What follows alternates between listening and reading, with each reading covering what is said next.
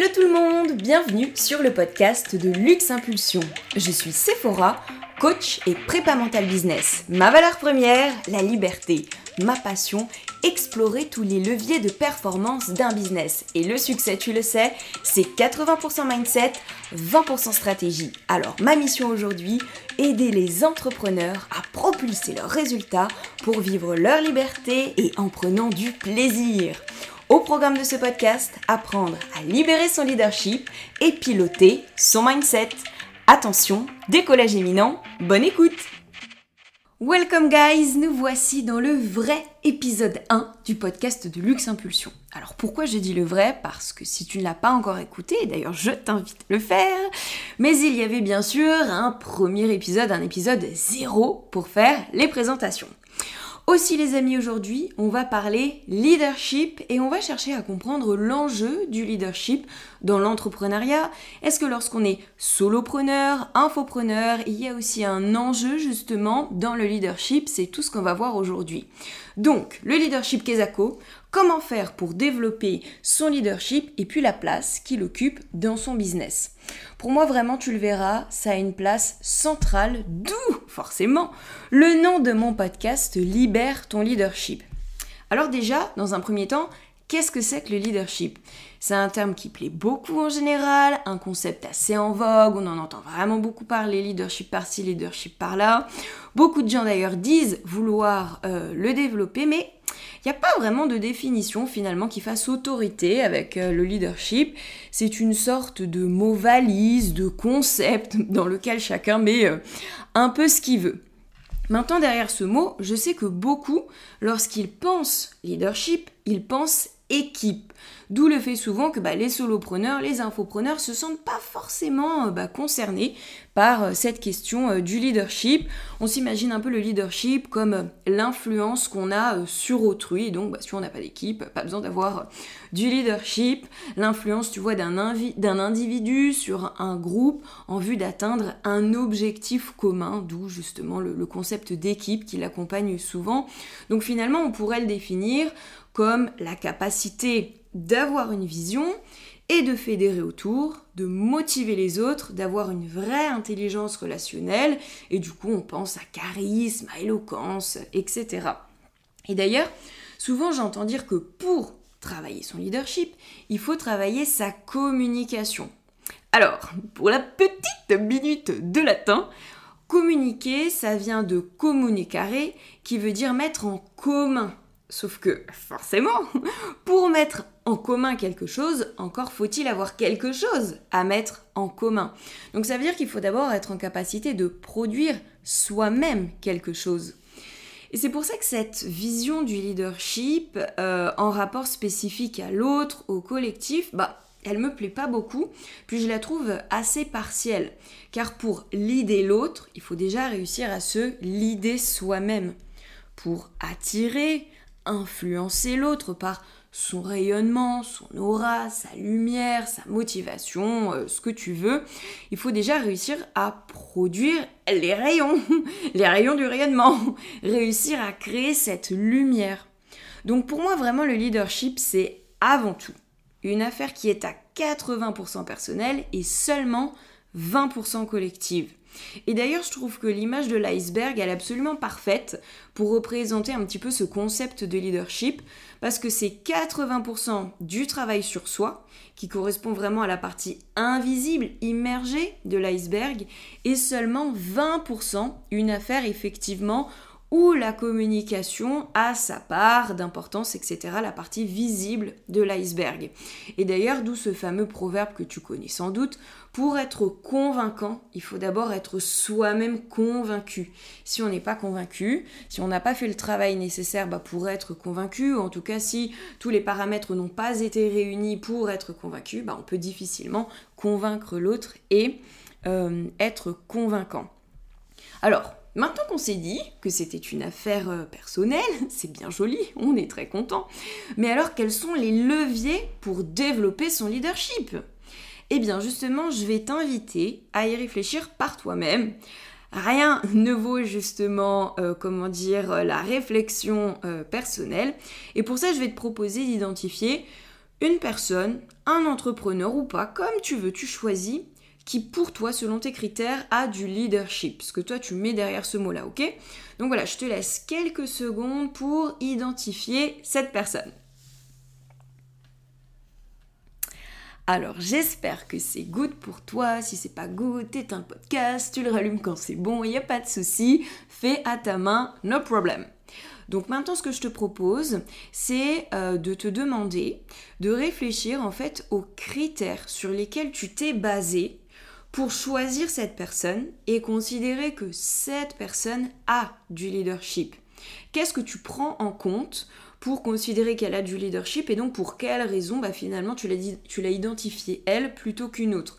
Donc ça veut dire par exemple sa façon de parler, ce qui émane d'elle, etc. Voilà. Tu fais ta liste, la liste de tous les critères qui pour toi finalement sont importants et qui sont manifestes du fait qu'on a ou pas du leadership selon toi. Donc voilà, tu peux mettre en pause le podcast quelques instants, il n'y a aucun souci. Et quand tu es prêt, on repart.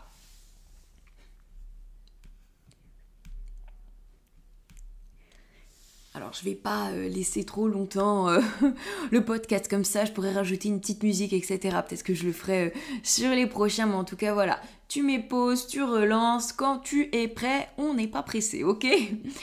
Donc, maintenant que ta liste est faite, on y reviendra juste après, donc voilà, ne l'oublie pas. Mais avant, je vais te proposer en fait 5 leviers qui pour moi ont leur importance justement dans le leadership. À savoir l'énergie. Alors j'entends par là le niveau de vitalité, tu vois la forme dans laquelle tu es, fatigué, très en forme, etc. Et l'intensité de l'engagement que tu as dans ton action. C'est-à-dire, si on parle d'une vidéo, d'un live ou d'un projet, vraiment l'intensité de ton implication, l'intensité de l'énergie que tu déploies finalement à faire en sorte que ça marche comme tu le souhaites. Donc premier pilier, on a dit l'énergie. Deuxième pilier, les émotions. C'est-à-dire, quel type d'émotion émane, là, si on prend par exemple la personne qui pour toi a du leadership, émane de cette personne. Est-ce que majoritairement c'est de la joie? Est-ce que c'est de la tristesse? Est-ce que c'est de la sérénité? Est-ce que c'est de la colère? Alors, on est bien d'accord, hein. Je parle en majorité. Dans quelle émotion tu perçois cette personne et à quoi elle te renvoie toi comme émotion. Qu'est-ce que ça génère chez toi? Est-ce que ça génère de la joie, de l'enthousiasme, de la confiance, je sais pas moi, de la motivation, l'envie de t'engager plus, ou est-ce qu'au contraire elle te déprime fort, voilà. Donc, dans quelle émotion tu l'aperçois et à quoi elle te renvoie. Je parle bien sûr d'une majorité parce que nécessairement, hein, que comme tout humain, c'est ce qui fait d'ailleurs la différence avec un robot, on traverse tout type d'émotions et c'est pas parce que on manque de leadership qu'on est triste ou qu'on a colère, ça n'a rien à voir. Mais en majorité, la plupart du temps, quand tu regardes cette personne, quand tu vois évoluer cette personne, la majorité du temps, elle est plutôt dans quelle émotion. Voilà, c'est vraiment ça qui compte. Troisième pilier que je te propose de regarder, c'est le pilier de la confiance en soi, de l'estime. C'est-à-dire que derrière ça, je vais mettre aussi bien la façon de percevoir les choses, on y reviendra avec les croyances, mais est-ce qu'on perçoit plutôt les choses du côté positif, du côté opportunité, ou est-ce qu'on perçoit les choses plutôt du côté négatif, du côté difficulté, du côté limitant? Donc forcément derrière, tu me vois arriver avec justement tout le système de croyances qu'on a. La relation à soi qui est très importante. Est-ce qu'on a plutôt un rapport à soi qui est bienveillant, qui est positif, ou est-ce qu'on est plutôt très exigeant, plutôt dans la frustration, avoir tendance à se rabaisser, etc. Ce que l'on pense de soi, donc la nature de ces croyances. Parce qu'on en a tous, hein, des croyances limitantes, forcément, sauf que elles vont être plus ou moins fortes suivant les individus, suivant le travail en fait qu'ils ont déjà fait sur leurs croyances limitantes. Donc on aura l'occasion d'en reparler d'ailleurs dans le prochain podcast, je te spoil. Mais voilà, c'est simple, tu calibres la puissance des croyances limitantes d'un entrepreneur à ses résultats. Plus il a de croyances limitantes, moins il a de résultats, et donc moins il a de croyances limitantes, ou en tout cas mieux il sait les gérer, plus il sait travailler dessus, et plus il a de résultats, ok?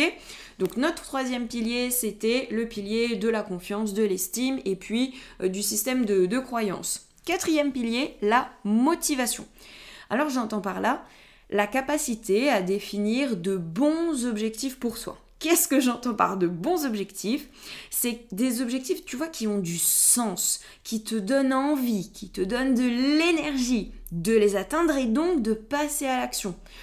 Forcément, on parlera un jour de la procrastination, mais quand on procrastine, c'est soit que l'objectif, il n'a pas vraiment de sens pour toi, soit qu'il te fait peur et que tu ne te sens pas en capacité d'y aller, mais c'est dans tous les cas qu'il a été mal défini. Tu n'es pas cassé, tu n'as pas de problème.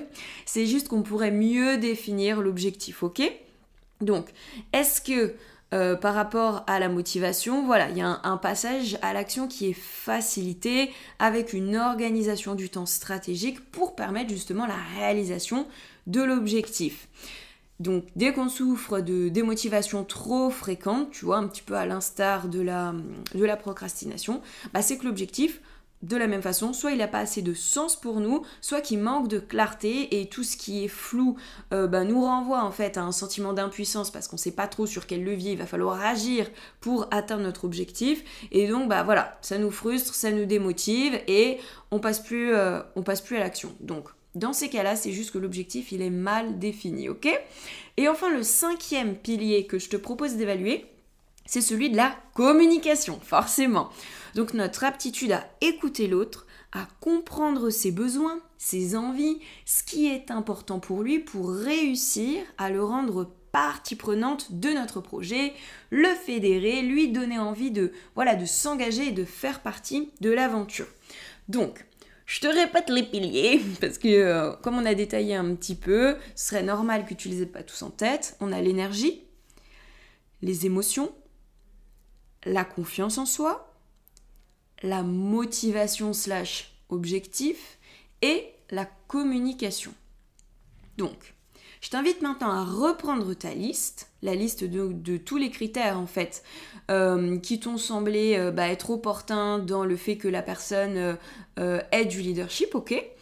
Et tu vas tout simplement regarder si ces critères en fait que tu as listés s'apparentent de près ou de loin justement à la famille de ces différents leviers qu'on vient de voir ensemble.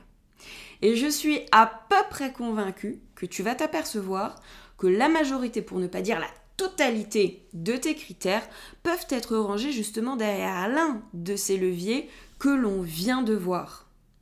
Parce que si on se pose une minute et qu'on réfléchit à ce qui nous fédère, ce qui nous inspire par rapport justement aux personnes qui nous donnent l'envie de les écouter, l'envie de les suivre, l'envie de nous engager pour elles, etc., ça va bien au-delà du fait d'avoir envie d'obtenir les mêmes résultats.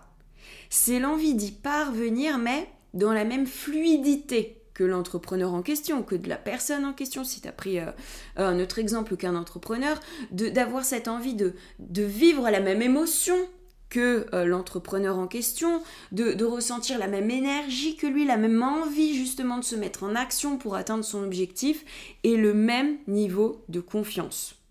Et d'ailleurs, regarde, pour preuve, je suis sûre que si tu connais quelqu'un qui a de beaux résultats, vraiment des résultats que toi-même tu n'as peut-être pas encore et que tu aimerais avoir, mais que tu vois que cette personne, elle est toujours tendue comme un arc, elle est stressée, elle est fatiguée, elle est en dep ou démotivée un jour sur deux, tout de suite, ça te donne beaucoup moins envie. Et tout de suite, ça fédère moins, ça inspire moins. Et je suis à peu près convaincue que des personnes qui auraient tendance à avoir ce type de comportement, tu les aurais pas mis dans ta liste de gens à qui justement tu reconnais du leadership. Alors pour être franche, c'est quand même assez compliqué d'avoir ce type de mindset et puis en même temps de beaux résultats, ok ? Mais c'était vraiment pour illustrer qu'au-delà d'obtenir de bons résultats, c'est la façon de les obtenir qui est inspirante. L'envie de ressentir soi-même une même fluidité dans son business, une émotion positive à faire ce qu'on fait, une vraie confiance et une motivation durable. Ok ? Et d'ailleurs, vraiment pour enfoncer le clou, tu verras, j'adore faire ça parce que j'ai trop conscience que c'est vraiment par la répétition qu'on intègre durablement les choses. On l'expliquera plus tard, mais c'est vraiment le fait d'apporter 1001 preuves en fait à notre mental que une nouvelle connexion neuronale à l'origine justement d'une nouvelle façon de voir les choses, d'une nouvelle pensée vient se stabiliser. Donc c'est pour ça que cette répétition, elle est primordiale. Donc, pour enfoncer le clou, je vais t'inviter à te rappeler d'une de tes dernières performances en business. Ça peut être exactement ce que tu veux, c'est-à-dire une action dans laquelle tu t'es senti particulièrement performant. Un live, une masterclass, un lancement, un appel découverte, même un simple échange avec un prospect sur Insta, sur LinkedIn, où tu veux. Ça peut même être un moment, tu vois, de travail particulièrement performant dans lequel tu t'es vraiment senti pleinement concentré, pleinement efficace, ce que tu veux, ce qui te vient là, ok ? Un moment vraiment dans lequel tu étais dans ton leadership, particulièrement convaincu et convaincant si c'était une action en rapport avec une tierce personne qui impliquait une tierce personne, que ce soit un prospect, un client, un membre de ton équipe, ce que tu veux, ok ? Donc voilà, je te laisse quelques instants, vas-y, c'est parti, trouve la situation en question.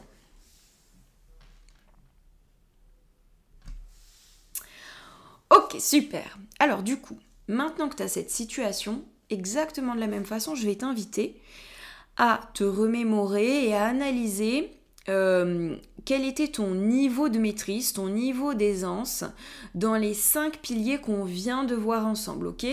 Donc reprends cette situation-là, d'accord, dans laquelle tu t'es vraiment sentie performante, et puis analyse ton niveau d'énergie.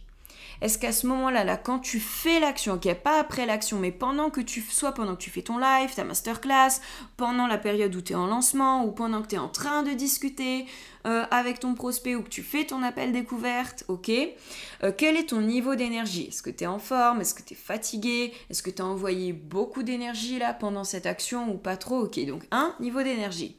2, pareil, les émotions qui à ce moment-là, dans cette situation, t'habitent. Est-ce que tu es très enthousiaste pendant que tu es en train de faire ce que tu fais, ou est-ce que tu es très stressé à en perdre tes moyens, etc. Ok ? Maintenant, analyse ton niveau de confiance et les pensées en fait par rapport à toi dans cette action, que tu alimentais dans cette action à ton sujet. Est-ce que c'était plutôt des pensées en mode « ouais, je vais y arriver, je vais tout défoncer, je vais réussir, je vais faire signer mon prospect, c'est sûr, ça signe » ou est-ce que c'était plutôt « c'est mort, j'y arriverai pas, de toute façon, je sens qu'il n'est pas intéressé, bla bla bla bla bla », ok ? Donc voilà, quelles étaient tes pensées à ce moment-là, quel était ton niveau de confiance en toi, ok ? 4e pilier, ton niveau de motivation. Est-ce qu'au moment là où tu étais dans ton action, tu étais très engagé, très motivé, ça avait vraiment beaucoup de sens pour toi et que vraiment faire réussir cette action, c'était très important pour toi, ou tu étais un peu en mode balèque et que tu te disais c'est pas grave, de toute façon je suis pas très motivé, je vais pas donner mon 100% pour y arriver, de toute façon c'est peine perdue, et donc que ça te renvoyait plutôt à une forme de démotivation, ok ? Et enfin, dernier pilier, si jamais il y a matière à l'analyser, celui-ci, c'est ta communication. Donc si tu étais en relation avec quelqu'un, d'accord, prospect, client, équipe, ce que tu veux, qu'est-ce que tu disais, puis comment tu le disais, aussi bien le contenu que la forme de ta com, ok ? Dans l'idéal, si tu peux noter tes réponses, n'hésite pas, sinon, c'est l'occasion de travailler un peu sa mémoire, ça va nous faire du bien. Donc voilà, je te laisse quelques secondes pour écrire. Tu peux de la même façon toujours arrêter, reprendre. Tu es à la maison, fais comme chez toi, il n'y a pas de souci. Donc, maintenant, à contrario, je vais te proposer exactement l'inverse. Prends une situation, si tu peux, ce serait vraiment l'idéal parce que là, tu vas vraiment mesurer justement la puissance du leadership. Donc, si tu peux, prends le même type d'action. Sauf que cette fois-ci, je vais t'inviter à choisir un moment où ça s'est pas passé comme tu voulais. C'est-à-dire un live dans lequel tu t'es trouvé moins dans la performance, moins bon, moins bonne, ok. Un appel découverte qui n'a pas forcément été conclu, il n'y a pas forcément eu de signature, un lancement qui s'est passé moins bien que prévu, ok. Si tu peux, voilà, prends exactement le même type d'action, la même nature d'action que tu as choisi dans la situation positive, ok. Alors forcément, tu m'as vu arriver avec mes gros sabots. Je vais maintenant te proposer d'analyser à nouveau dans cette situation ces mêmes 5 leviers, ok ? Donc je te les redétaille pas, sinon tu vas te dire c'est pas possible, je me répète vraiment toujours la même chose. Mais donc, ton niveau d'énergie, en forme, pas en forme, etc. ok, tu peux même mettre une note sur 10 pour vraiment mesurer en fait l'intensité ou l'absence d'intensité de ton énergie, les émotions qui t'habitaient à ce moment-là, ton niveau de stress, ton niveau de confiance en toi, le type de pensée que tu avais par rapport à toi ou par rapport à ce que tu étais en train de faire, ton niveau de motivation ou de démotivation à l'instant T de faire l'action et la qualité de ta com s'il y a matière à analyser la com. Ok, donc voilà. Quelques secondes aussi pour poser tes réponses, analyser justement la performance et l'aisance, la maîtrise de ces 5 piliers dans cette action un peu plus négative qui ne s'est pas passée comme tu le souhaitais, ok ?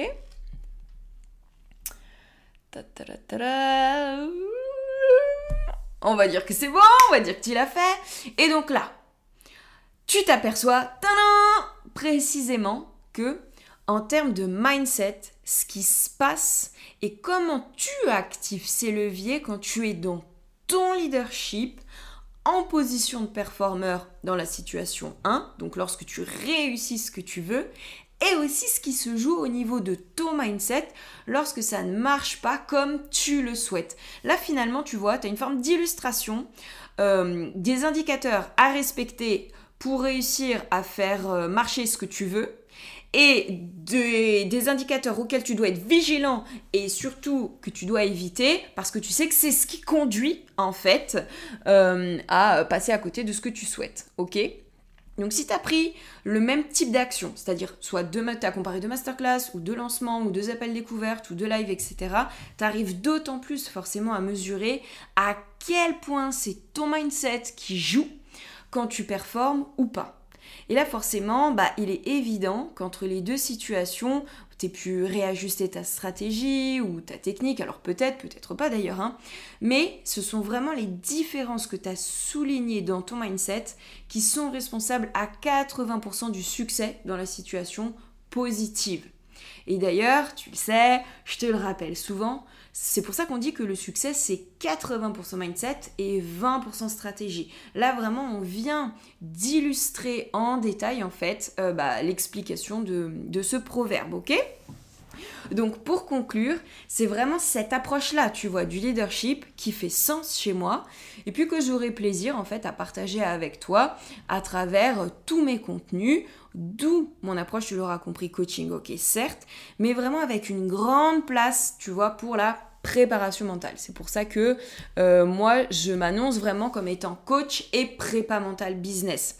Parce qu'à l'instar d'un sportif de haut niveau, c'est souvent avec eux qu'on entend parler de prépa mentale, qui n'a d'ailleurs pour autre but que de permettre aux sportifs de réaliser l'action sportive la plus fluide, la plus efficace, la plus performante possible. Et bien exactement de la même façon, se mettre dans les conditions optimales au niveau du mindset, c'est tout aussi important en tant qu'entrepreneur pour réussir à être performant et donc à faire performer son business. C'est la même chose. Donc forcément, raison pour laquelle dans mes contenus, dans mes coachings et bientôt, spoil, dans ma formation, je m'appuie beaucoup sur la méthode Target. Alors, on aura l'occasion d'y revenir en détail, mais je te l'avais dit dans ma présentation, je suis coach expert méthode Target et c'est vraiment une méthode en fait développée donc par Christian Target, qui est préparateur mental de sportifs de haut niveau et olympique depuis 1985, donc il n'en est pas à son coup d'essai, et avec justement de nombreux athlètes médaillés à son actif, que ce soit en voile, en golf, en basket, en natation ou en vol relatif. Et donc méthode Target développée par Christian Target et Ingrid Petitjean, qui elle aussi, avant de devenir coach et préparatrice mentale, était elle-même ancienne sportive de haut niveau en voile olympique et plusieurs fois vice-championne du monde dans sa discipline. Donc tu vois, c'est vraiment du lourd, du costaud.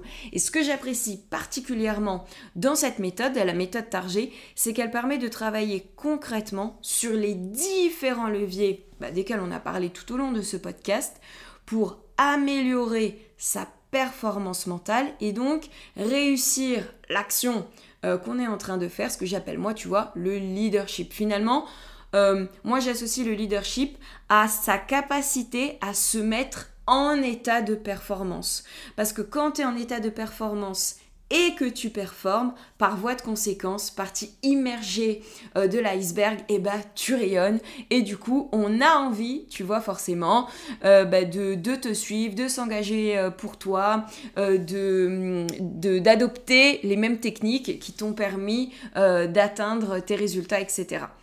Donc en résumé, le leadership, c'est une affaire personnelle à 80%, 5 leviers principaux pour le développer, à savoir l'énergie, l'émotion, la confiance en soi / estime de soi, système de croyance, la motivation / objectif, stratégie, etc. Et enfin le dernier, la communication. C'est donc un enjeu principal pour performer dans son activité entrepreneuriale, tu l'auras compris, qu'on soit solopreneur, infopreneur, entrepreneur avec une équipe, peu importe. Parce que c'est vraiment justement sa capacité à se mettre dans les conditions optimales pour atteindre les résultats qu'on se pose de la manière la plus fluide, en prenant le plus de plaisir possible. Et c'est ça qui fait que forcément on rayonne et qu'on attire à soi prospects, communauté, clients et qu'on arrive à fédérer son équipe. Donc vraiment solopreneur, entrepreneur avec une équipe, ça a exactement la même importance, ok ?